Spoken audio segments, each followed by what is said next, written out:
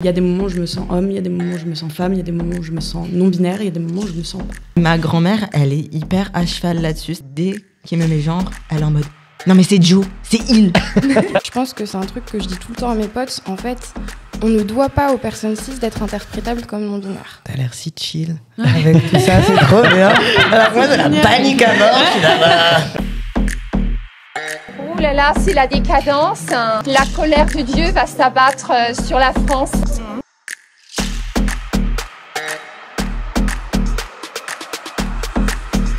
On les aime, mais c'est contre nature.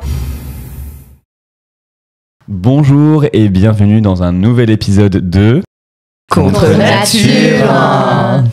Donc le thème d'aujourd'hui, ça va être la non-binarité. Et on a 4 personnes autour de cette table qui vont en parler mieux que nous, clairement. Beaucoup mieux que nous, j'imagine. Bien mieux que nous. Mais et du coup, c'est un sujet qui est passionnant aussi parce que depuis plusieurs années maintenant, enfin c'est encore un peu récent, mais les gens se rendent compte que la non-binarité existe. Donc du coup, il est l'heure d'en parler et d'en parler avec des personnes concernées. Sans tabou, yes. Donc on commence avec un petit tour de table, si vous simplement dire votre prénom, votre pronom et voilà. Et comment vous identifiez en soi dans le spectre de la non-binarité? Donc moi, c'est Joe, j'ai 21 ans, mon pronom c'est il, et je m'identifie comme une personne transmasculine.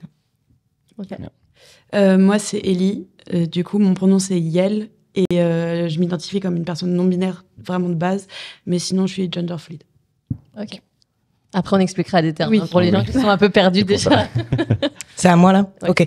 Moi, je m'appelle Lou Trottignon. Mes pronoms, c'est tout ce que vous voulez. Et j'ai tendance à dire que je suis une personne trans.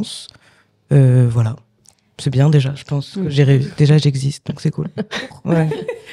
Alors moi, je m'appelle Aëlle, mais tout le monde m'appelle Kitty. Et mes pronoms, c'est tout, de préférence n'importe quoi. Et pas 2 fois la même chose. Et je m'identifie comme un genre. À quel moment vous avez entendu déjà le terme non-binaire? Moi, ça a été vraiment pendant mon adolescence. J'ai commencé à me poser des questions sur ma sexualité. Je me suis rendu compte très vite que j'étais pas hétéro, genre je devais avoir 12 ans. Et en fait, en me posant des questions sur la communauté LGBT, en apprenant à connaître des gens, en fait, je suis tombée sur le terme de non-binarité. Et il y a eu plusieurs phases. Du coup, il y a un moment où je me définissais comme gender fluide. Il y a eu plusieurs étapes, on va dire. Mais du coup, la non-binarité, c'est un truc qui arrivait, je devais avoir 15 ans, en fait. C'était des termes qui existaient déjà quand j'avais cet âge-là. Moi, c'était vraiment par hasard. Je suis arrivée à la mutinerie, on m'a demandé mes pronoms, et j'ai paniqué, j'ai dit tous. Et on m'a dit, ça, c'est la non-binarité. J'étais là, ok. J'étais déjà à l'intérieur de moi, et je m'en suis rendu compte très, très tard, genre il y a 2 ans, quoi. Là, j'ai 25 ans, donc c'était il y a 2 ans. Et toi, Ellie? Moi, en fait, je m'en suis rendu compte tard, mais que moi, c'était déjà depuis le début. Genre, je me suis fait harceler quand j'étais en CM2, parce que pour moi, je faisais pas de différence entre les hommes et les femmes. Et on m'a traité de gouine et j'ai été harcelée par rapport à ça, ce qui n'avait aucun rapport. Mais j'ai compris très tard que c'était lié à ça, mais j'avais toujours un mal-être à l'intérieur de moi. Je me suis définie queer au lycée, mais vraiment pareil, c'était un peu une espèce de flou.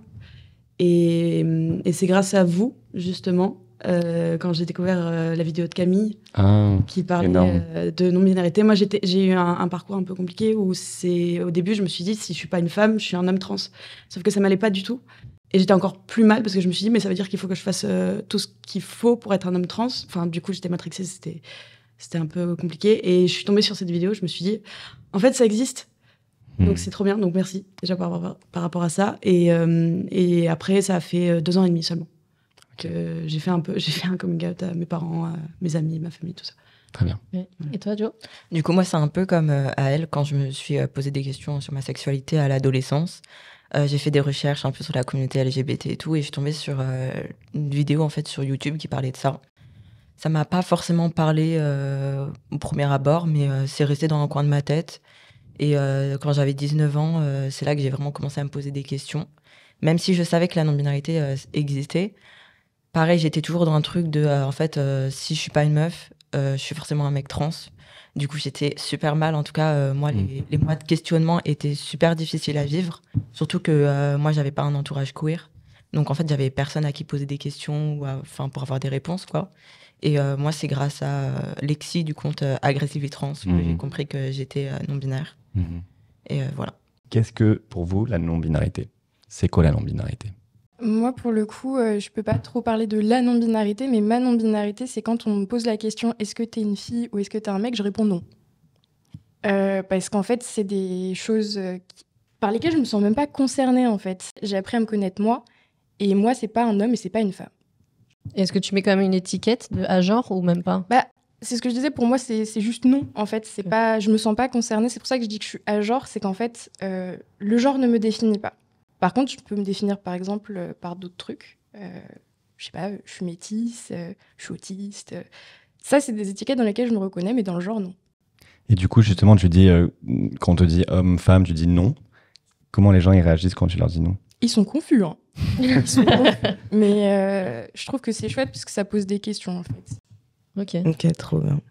Et toi, Ellie Moi, c'est... En fait, la non-binarité, pour moi, c'est ce qu'on nous a imposé pendant très longtemps, d'être un homme ou une femme. Est-ce que je le sens comme ça? Et en fait, je le sens pas. Et c'est vraiment quelque chose de très intérieur. C'est pas... Je sais que moi, personnellement, après, voir avec vous, mais moi, j'ai beaucoup joué avec les codes sociaux qu'on nous donne comme homme ou femme, et même sur l'androgynie, ce genre de choses. Et en fait, j'ai réalisé là, maintenant, donc c'est quand même assez récent, mais qu'en fait, c'était vraiment un état intérieur. Et que mon apparence extérieure ne définissait pas ce genre-là. C'était vraiment plutôt des codes que j'utilisais pour, moi, m'amuser personnellement ou pour me chercher. Il y a des moments où je me sens homme, il y a des moments où je me sens femme, il y a des moments où je me sens non-binaire, il y a des moments où je me sens pas. Et en fait, c'est les codes que je peux prendre extérieurs, des codes vestimentaires, des codes de voix. Des fois, je modifie juste ma voix, je la fais beaucoup plus basse ou je la fais beaucoup plus aiguë. Et ces codes-là, c'est comme une espèce de palette, et que intérieurement, je sens ce que c'est, et j'ai juste à choisir les couleurs. Aujourd'hui, c'est ça. Et en fait, c'est un peu compliqué, mais ça peut être des fois sur une demi-journée, sur une journée entière, sur un mois. C'est très variable, en fait. Gender fluid, c'est le principe de la fluidité, c'est que c'est en fait tout le temps en mouvement. Et c'est un peu ce que je suis. Donc c'est quelque chose qui me rassure dans un désordre, en fait. Ok. Voilà. Et toi, Lou, du coup? Pareil, moi aussi. La première fois que j'ai regardé la définition de la non-binarité, c'était juste le fait que de pas se reconnaître dans homme et femme, ou de se reconnaître dans les deux, et que c'était un spectre, quoi. Après, moi, personnellement, et je pense que c'est pas le cas de tout le monde, le mot non-binaire ne me plaît pas du tout, quoi. Il y a un truc de négativité qui me va pas, puis c'est très... Il y a deux genres, puis il y a ce troisième genre, on sait pas trop ce que c'est, mais on met des trucs dedans. Et du coup, moi, ma non-binarité, je sais pas comment je la vis, parce que même le mot ne me va pas, quoi. Il y a un truc... Il te va pas parce que tu trouves qu'il est un peu... il limite beaucoup au genre, en fait, comme si... Enfin, encore une fois, c'est non-binarité et on pense encore à ce concept de binarité. Est-ce qu'il faudrait un autre terme qui, justement, ne parle pas de binarité? Bah ouais, mais je saurais pas lequel choisir, quoi. Mais c'est vraiment, le non-binaire, en fait, ça fait comme si femme et homme, c'était la normalité, c'était acquis, c'était naturel, alors que pas du tout, c'est tout autant construit, tu vois. Moi, j'en ai décidé de faire un spectacle, de stand-up, d'en parler sur scène, et ça me fait énormément de bien. J'ai l'impression qu'il n'y a pas de mots qui existent pour décrire qui je suis, quoi. Et je prends non-binaire par défaut, ou gender fluide de temps en temps. Mais pour moi, la non-binarité, en plus, j'ai un vécu qui est un peu particulier, c'est-à-dire que moi, je pense que pendant longtemps, je me suis considérée comme une femme cis, et j'ai trouvé ça trop dur d'être une femme cis. Vraiment, j'avais la flemme, c'était trop dur. Et quand j'ai découvert que juste on avait le droit d'être autre chose, corporellement, mentalement, de ken avec d'autres gens que des mecs cis hétéros, du coup, je suis allée vers la transmasculinité, la non-binarité. Et du coup, je le vis un peu pas comme quelque chose qui était forcément tout le temps à l'intérieur de moi, mais quelque chose que j'ai construit au fur et à mesure, genre en déconstruisant les choses, quoi. Du coup, moi, quand on me demande c'est quoi la non-binarité, généralement, je dis en fait que c'est juste des personnes qui s'identifient ni comme homme ni comme femme, donc c'est vraiment en dehors de la binarité. Mais sinon, moi, personnellement, au tout début, je me définissais comme une personne genderqueer. Donc vraiment, je savais que mon genre, en fait, n'était pas binaire, en tout cas, qu'il n'était pas dans la norme, mais je pouvais pas, en fait, poser de mots spécifiques dessus. Enfin, en tout cas, j'étais dans le flou total. Puis, j'ai commencé à transitionner, donc que ça soit socialement, médicalement ou administrativement. Et en fait, ça m'a beaucoup aidé à répondre à certaines de mes questions. Et au fur et à mesure, en fait, mon genre, il a changé, en fait. Après, j'ai arrêté Au début, j'utilisais par exemple elle, il, puis ensuite il, al, puis il, et maintenant, en fait, j'utilise juste il. Et maintenant, je m'identifie comme une personne trans masculine. Voire quand j'ai la flemme, je dis que je suis un mec trans parce que ça parle plus aux gens que la non-binarité, généralement.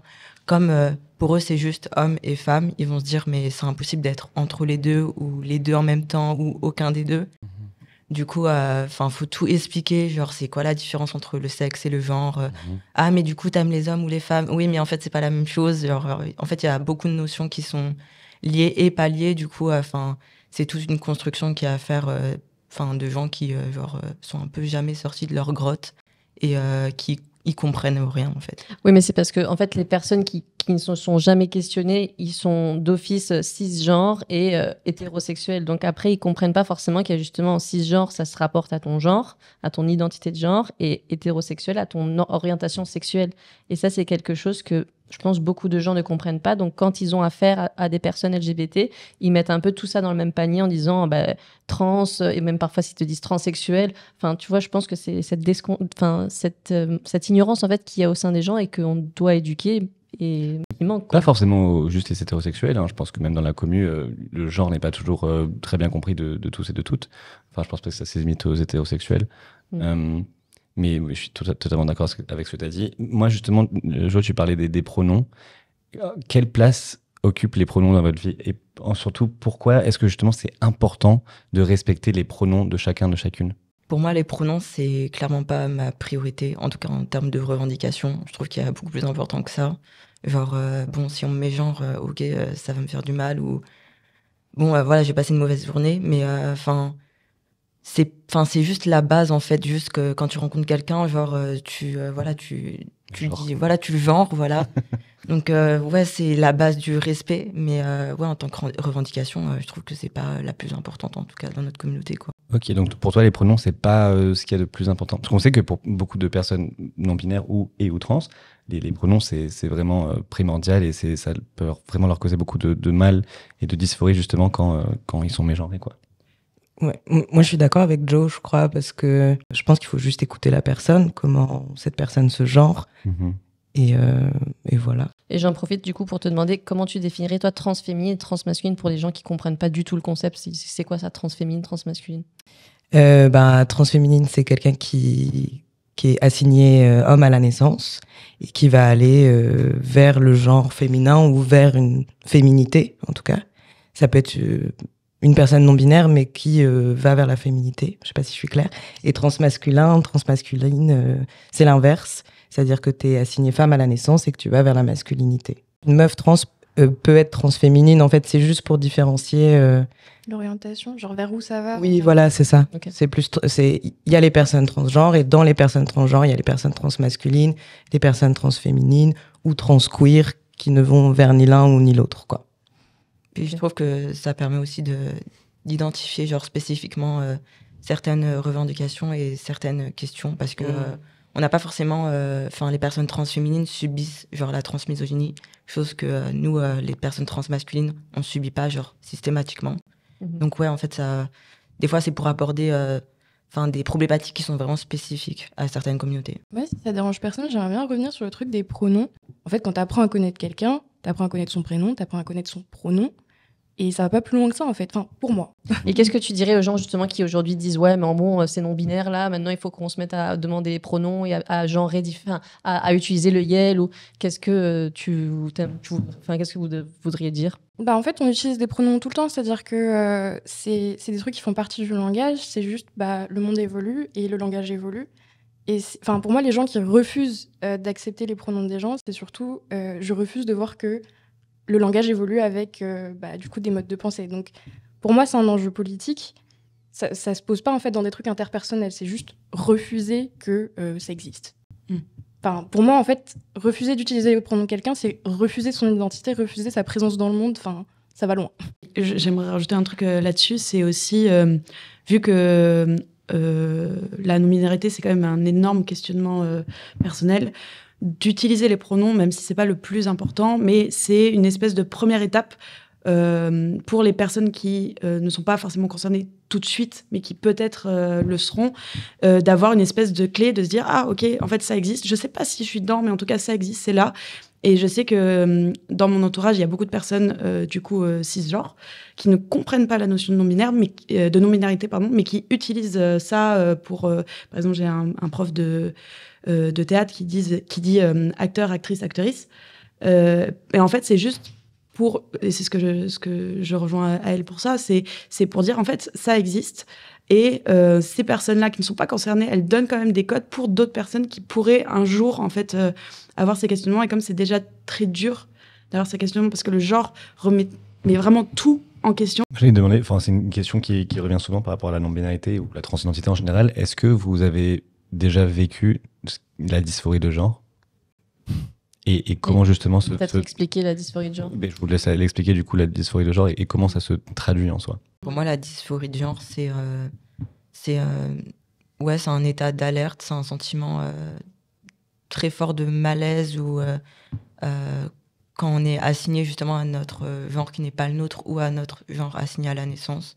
Donc moi, ça peut être de la dysphorie corporelle ou sociale.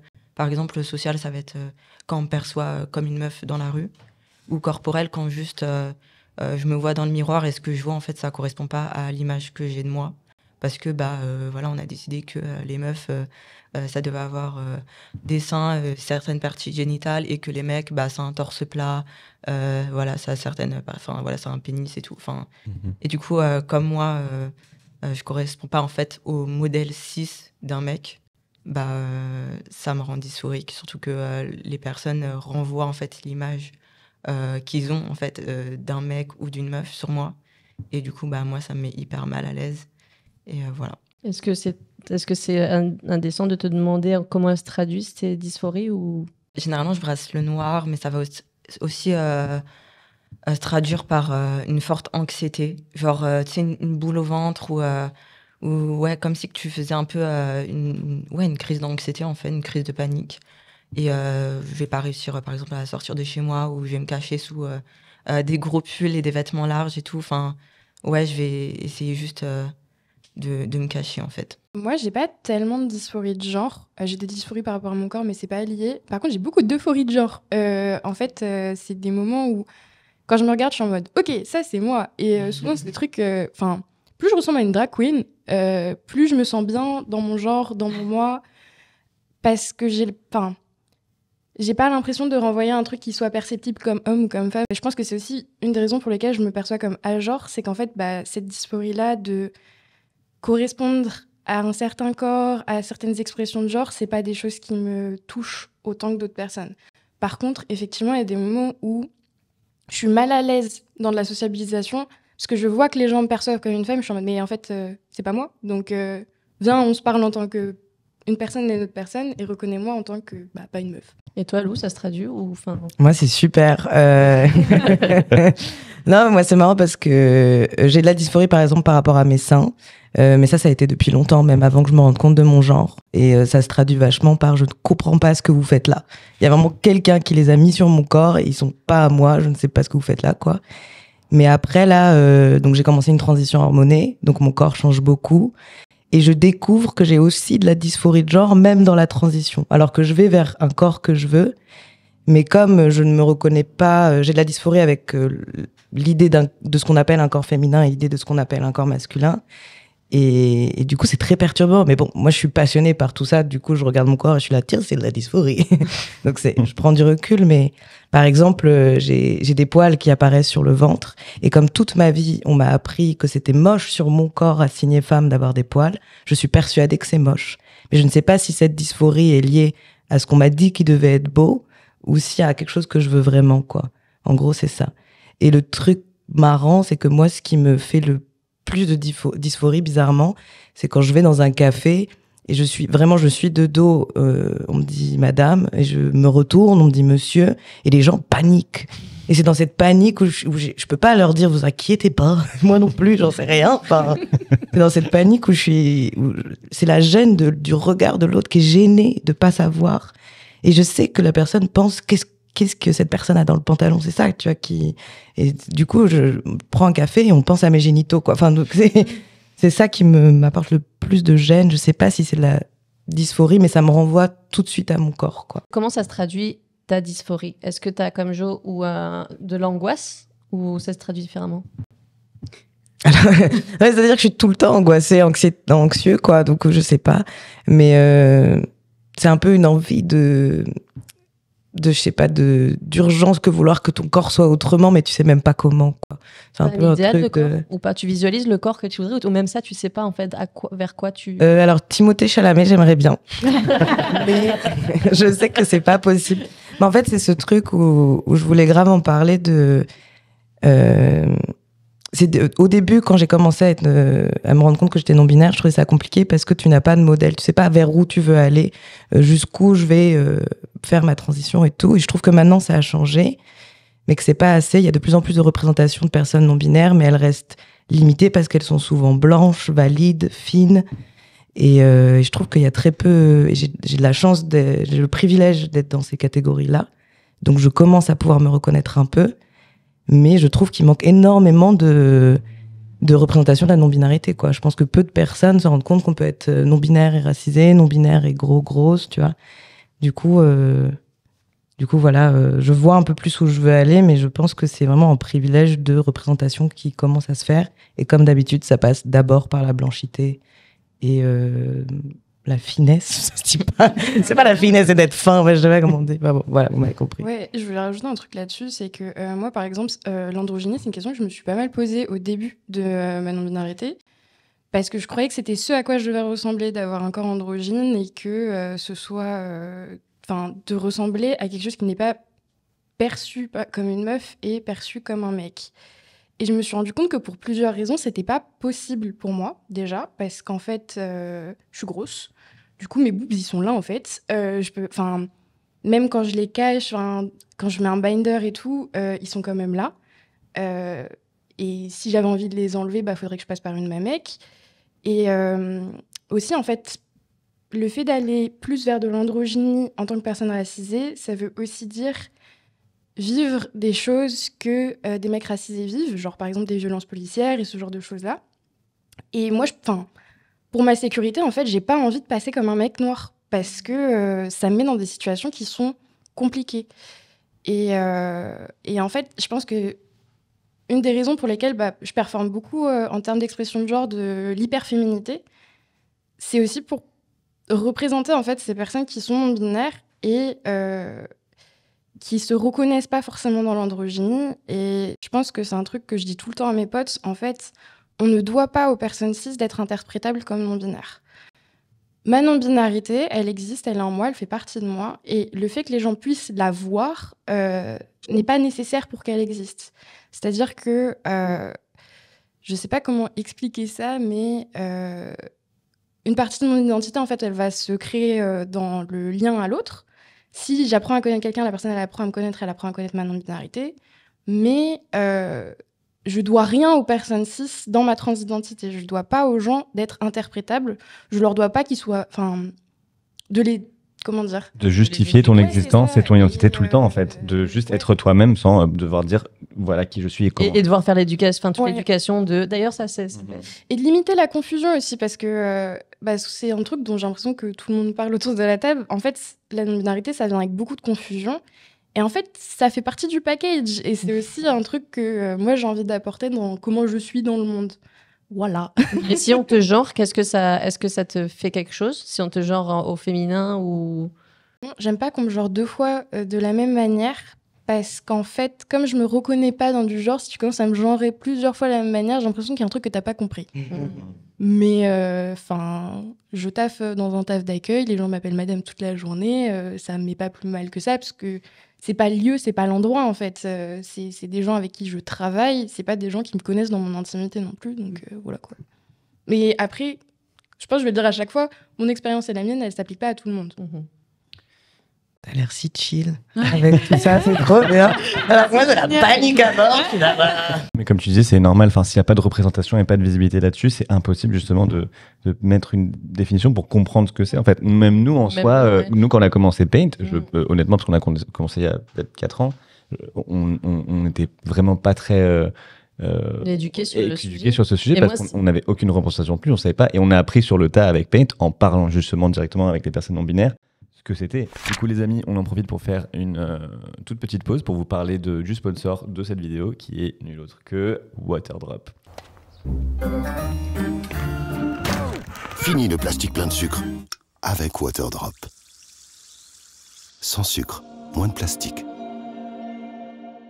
Donc c'est quoi Waterdrop? En fait, c'est des petites pastilles comme ça pour donner du goût à l'eau.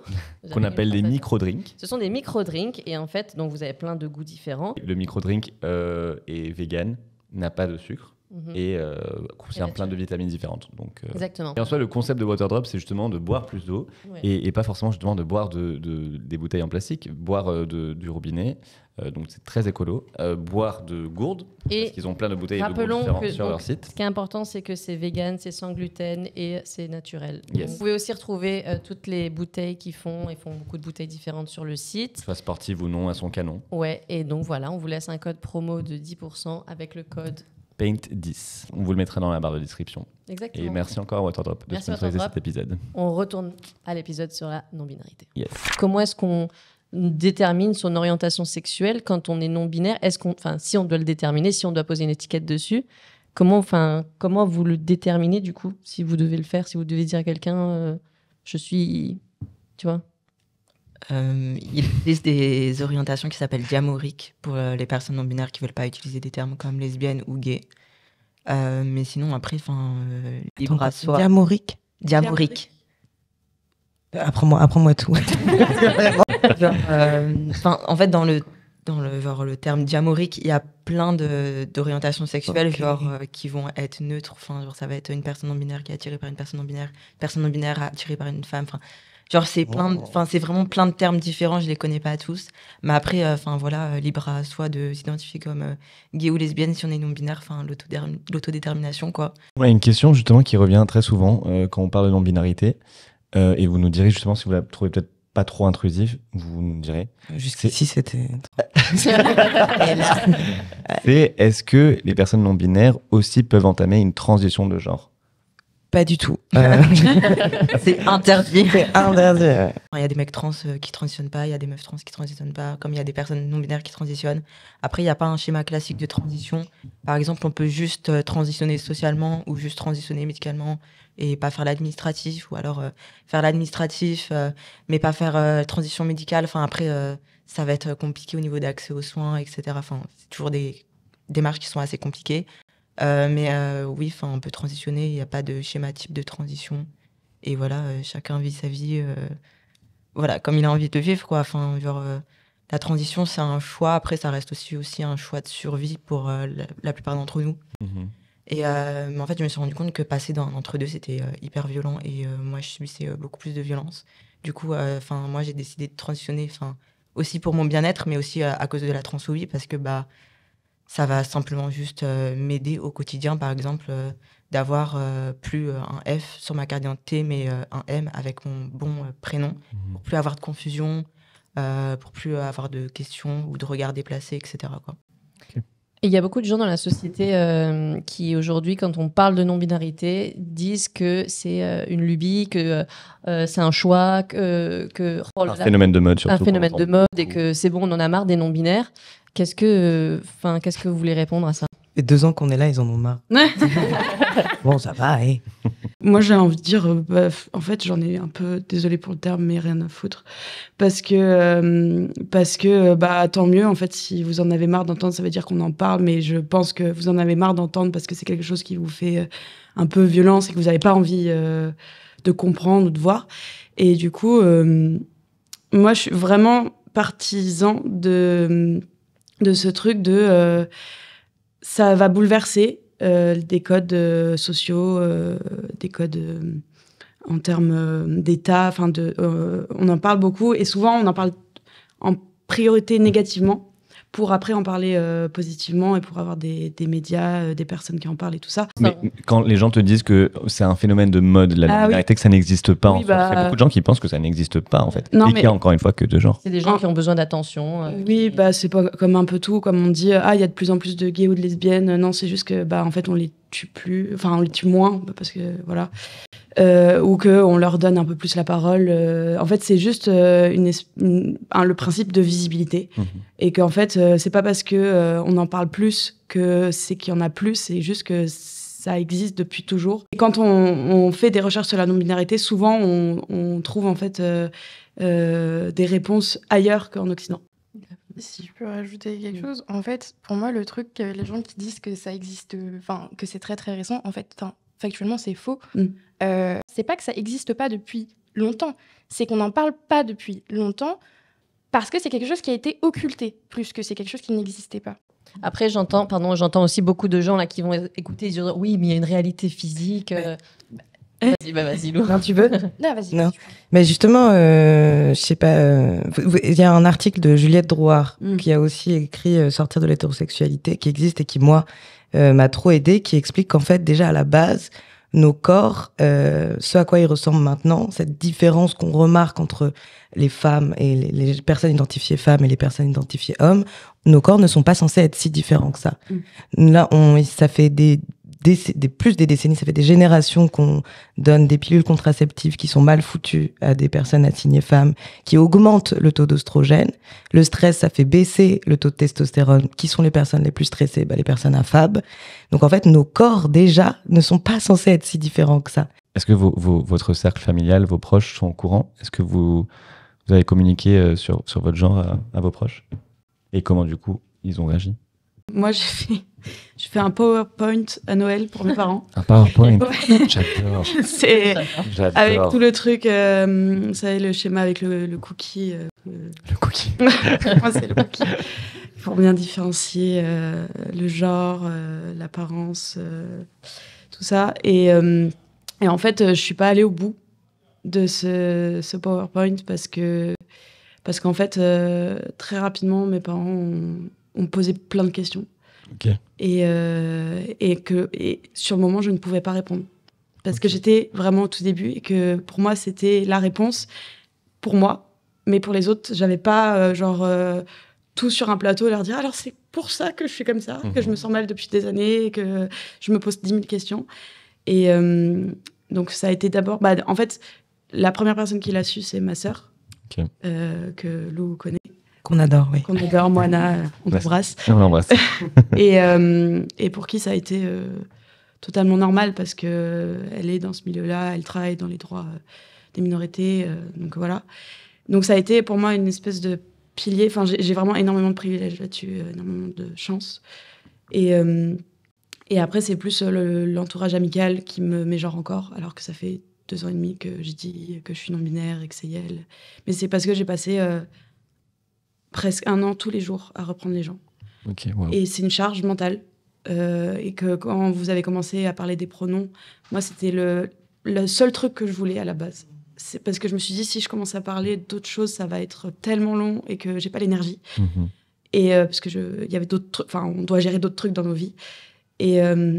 Et en fait, juste reprendre tout le temps les personnes et qu'il y a des personnes qui disent « Ouais, mais t'es une meuf, pourquoi tu dis ça ?» Je sais pas quoi. Du coup, t'es là en mode « Non, mais en fait, c'est plus compliqué que ça. » Et du coup, en fait, genre, il y a 1 an et demi, j'ai lâché. Je me suis dit, en fait, je vais écrire sur mes réseaux que je suis non-binaire, que mon pronom, c'est ça. Et après, les personnes, en fait, s'ils me demandent de les reprendre, je le fais. S'ils me demandent pas, je fais pas. Voilà. Mais tes parents, du coup, parce que t'es pas allé au bout de la présentation, mais est-ce que quand même ils ont posé des questions, forcément ils devaient en avoir, mais est-ce qu'ils ont accepté, est-ce qu'ils ont bien réagi finalement Alors, ça a été oui, non, oui. Ok, ouais.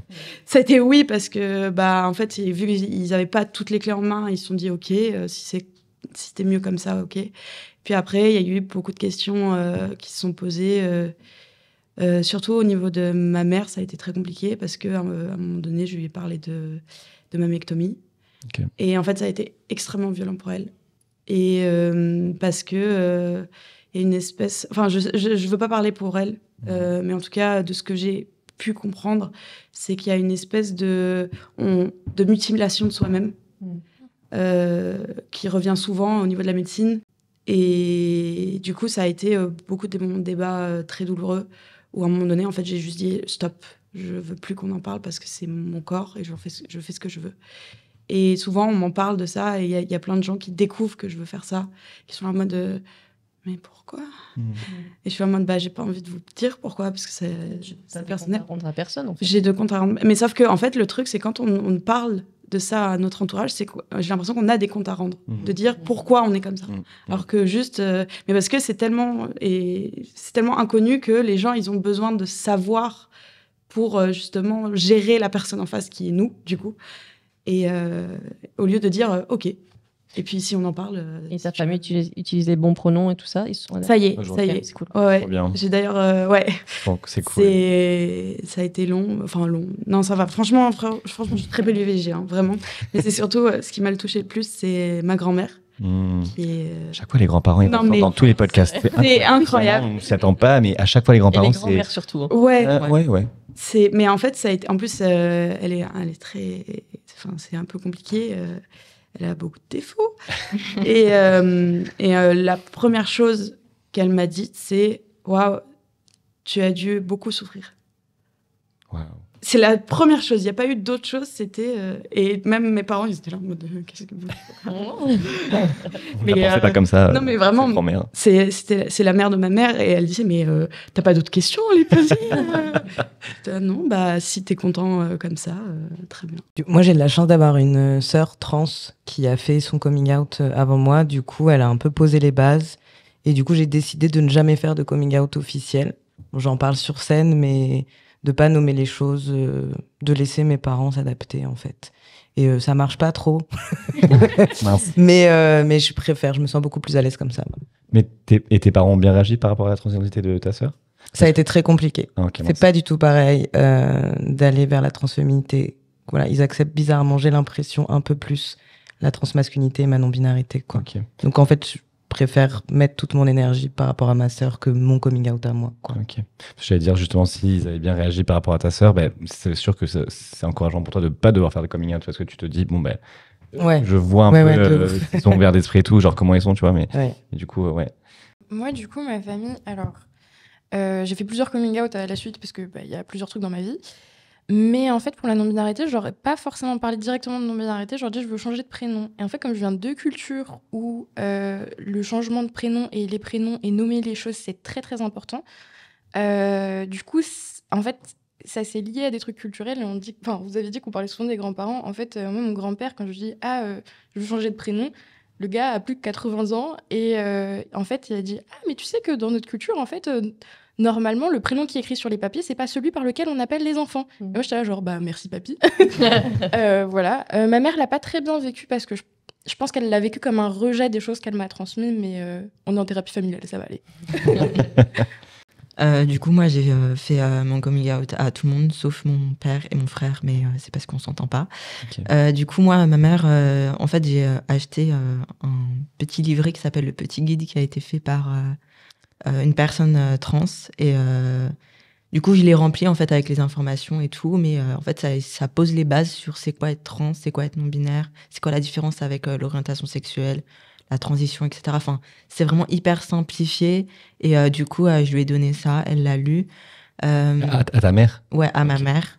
Elle a plutôt bien réagi, mais en fait je pense qu'elle a dû faire des recherches entre temps et après on en a reparlé et elle était hyper pas bien là-dessus. Genre, elle pleurait, elle était en mode non, mais en fait, c'était surtout par rapport à ma transition. Genre, elle voulait pas que je prenne des hormones. Quand je lui parle de mammectomie, elle est en mode comment ça Comédie finalement. Oui, c'est ça. En fait, je pense que c'est surtout comme généralement entre mère et fille, on te transmet une certaine féminité, certains codes sociaux. Ouais, c'est comme tu disais, Kitty, c'est vraiment genre. Comme un rejet en fait de ce qu'elle m'a transmis. Même mon prénom, ça a été très dur pour elle parce que c'est elle qui a choisi mon dead name du coup. Mais je lui ai quand même laissé un peu le choix sur mon prénom choisi. J'avais choisi entre deux prénoms. Elle m'a quand même conseiller sur un. Mais ouais, c'est ça.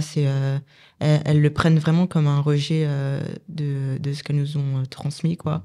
Et mes grands-parents, j'ai fait mon coming out pareil de la même manière avec le petit livret. Ce petit livret incroyable, il faudra nous donner la référence. Ils ont bien réagi, enfin surtout ma grand-mère, parce que mon grand-père il a l'air un peu de s'en battre les reins, genre c'est un réac, du coup c'est un peu compliqué. Mais ma grand-mère elle est hyper à cheval là-dessus, c'est-à-dire que dès qu'il me met genre, elle est en mode non mais c'est Joe, c'est il. Genre elle est à fond. Génial. Pourtant je m'attendais pas du tout à ce qu'elle réagisse pas comme ça, mais ouais, elle est vraiment d'un soutien sans faille. Et pareil mes potes, pareil quoi. Oui. Bon, vraiment les grands-parents. Incroyable, franchement, j'aurais jamais pensé. Du coup, là, s'il y a des personnes non-binaires, trans, ou juste des personnes qui questionnent leur genre, tout simplement, qu'est-ce que vous leur diriez pour un peu leur donner du réconfort, pour les rassurer? On a la chance d'avoir énormément de ressources. Et du coup, grâce à Joe aussi, Paint à non-binarité, à vous, Paint. Et que le plus important, c'est le travail qu'on fait avec soi, parce que on doit être tellement indulgent envers nous-mêmes que c'est tellement dur et c'est tellement beau aussi, parce que souvent on parle beaucoup de choses compliquées, mais c'est vraiment très très beau la non-binarité, parce que ça nous ouvre un champ incroyable et des rencontres incroyables. J'ai l'impression d'être bisounours. Mais non, mais parce que comme c'est un sujet très lourd, il y a aussi ce truc c'est important aussi d'avoir beaucoup d'amour pour soi et de trouver les ressources. Voilà. Moi, je trouve que c'est mon truc à chaque fois. En fait, le fait que tu dois rien aux personnes cis, ce que tu ressens est valide, en fait. C'est pas parce que... Enfin, il n'y a pas un mode d'emploi. Tu vas passer par des trucs que tu vas pas forcément comprendre toi-même. Mais tu ne dois rien à personne à part à toi. Et donne-toi le temps, quoi. Ouais, de ouf. Le temps, c'est important. Et, comme ça vient avec beaucoup de confusion, je pense prendre le temps de se laisser être confus aussi. Je rajouterais, pas hésiter à se tourner vers la communauté queer, LGBT, aller dans les bars, queer, rencontrer des gens. Il y a une très grande solidarité entre les personnes queer. On s'apprend entre nous à prendre les hormones. Enfin, pas hésiter à en parler. Il y a des groupes de parole. Il y a Espace Santé Trans qui fait des groupes de parole, par exemple. Donc, pas hésiter à se tourner vers les assos et tout. Et toi, Jo ? Moi, je dirais, vous n'êtes pas seul. Enfin, en tout cas, si vous vous sentez seul, ouais, comme tu disais, les espaces intracommunautaires, ils sont hyper importants, que ce soit pour trouver des ressources, des réponses à nos questions, ou même quand il s'agit juste d'accès aux soins, aux hormones, etc. Enfin, il y a toujours un moyen, on a toujours des petits tips, en fait, à se donner. Et c'est hyper important, parce que déjà que la communauté trans est assez marginalisée et on se sent déjà assez isolé. Donc si en plus, on s'aide pas entre nous, c'est assez compliqué. Du coup, ouais, vous n'êtes pas seul. Posez-vous autant de questions que vous avez envie de vous poser. Même si ça aboutit à rien, c'est pas grave. Mais merci beaucoup en tout cas pour d'être ici, de témoigner. On est sûr que ça aidera énormément de personnes qui questionnent leur genre. Et en vrai, on aurait pu continuer encore 1 heure ou 2 parce que c'était tellement... Et en gros, chacun se donne le temps, et puis il n'y a pas de solution. La non-binarité, c'est pas une définition. On a compris que ça peut se définir ça peut se vivre de plein de façons différentes. Exactement. Et que ne vous inquiétez pas, quoi. Et qu'on est là s'il y a besoin. Et on espère que du coup, ça sera un peu plus clair pour tout le monde qui écoutait. Ouais. Voilà. Donc du coup, sur ce se termine cet épisode. Ouais, ce 4e épisode, donc qui était sur la non-binarité. Yes. On remercie notre sponsor Waterdrop qui permet de faire ce podcast. Yes. Et du coup, on se dit à la semaine prochaine pour un nouvel épisode de Contre la nature. Je sais pas si on va refaire là ou quoi. Ciao, ciao.